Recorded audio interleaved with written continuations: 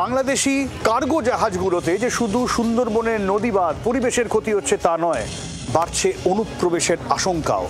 সুন্দরবনকে corridor হিসেবে ব্যবহার করার চেষ্টা বাংলাদেশের দীর্ঘদিনের। স্থানীয়দের আশঙ্কা, এই কার্গো জাহাজ দিয়ে কেউ ঠুকে পড়ছে না তো? আরও নজরদারি দাবি করছেন স্থানীয় বাসিন্দারা।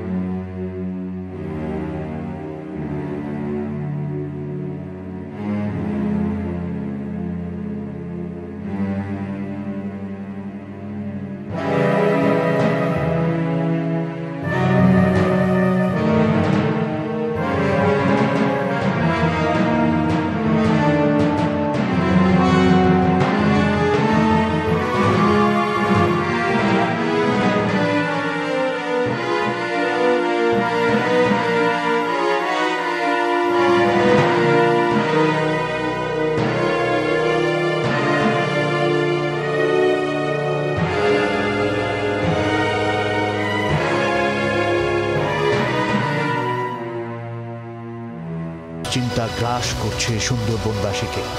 ক্যানিং থেকে প্রসেনজিৎ সর্দারের রিপোর্ট, জি24 ঘন্টা।